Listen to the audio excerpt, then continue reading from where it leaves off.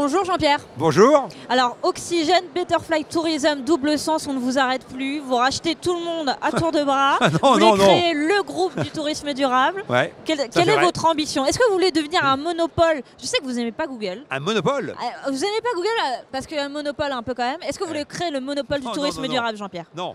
Non, ce que j'aimerais, c'est que l'idée et la cause progressent. Et pour ça, effectivement, donc, il faut y consacrer des moyens et développer donc, des synergies entre les acteurs qui apportent chacun un bout de la réponse. Et donc moi, avec Fairmove, j'avais traité le sujet des hébergements donc, écologiques et de la manière de présenter donc, un hébergement engagé en matière de RSE. Il me manquait tout un volet sur l'impact social que j'ai trouvé donc, avec Double Sens, qui pour le coup donc, fait sens dans mon projet. Et pour ce qui est de Betterfly, donc, beaucoup d'acteurs en fait, nous demandent des conseils pour accélérer leur transition écologique. Pour l'instant, on était un peu la vitrine de ceux qui agissent bien. Dorénavant, on pourra aussi être le partenaire qui accompagne ceux qui veulent agir mieux.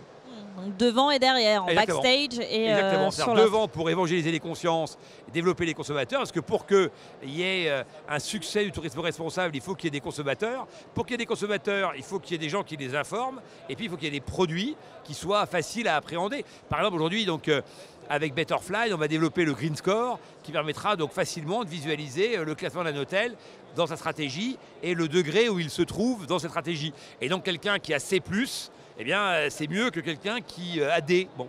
Et donc aujourd'hui, le consommateur est incapable de savoir si un hôtel est responsable, pas responsable, s'il a une vraie politique d'engagement donc, sociétal. Eh bien, grâce à Betterfly donc, qui fait le bilan des hôteliers, on pourra effectivement répondre à cette question. Voilà. Et donc aujourd'hui, on va avoir une offre complète. Donc, très loin d'un monopole, très loin donc malheureusement donc d'être sur le créneau gagnant qui va faire des millions à la Laurent à Bitbol. Pour l'instant, nous on est des modestes acteurs qui essayons encore une fois donc de développer donc un créneau qui suscite de l'intérêt, mais qui n'est pas encore un marché. Voilà. Pour l'instant, il y a une idée. Voilà.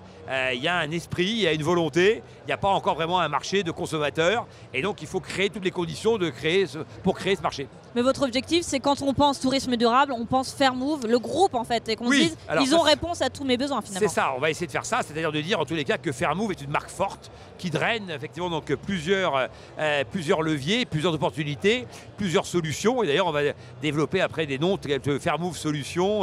Voilà, donc il y aura Fairmove, la vitrine pour les consommateurs et après des vraies solutions métier par métier.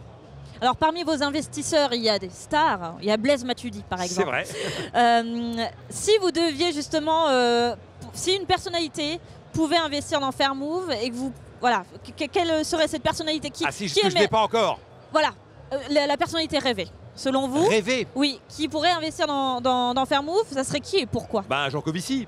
Ça veut dire que j'aurais réussi à le convaincre qu'il ne faut pas limiter le nombre de vols à 4 dans une vie et qu'on aura trouvé une ligne de crête entre les décroissants absolus et les gens foutistes. Donc, ce qui est la voie de Fairmove. Merci beaucoup.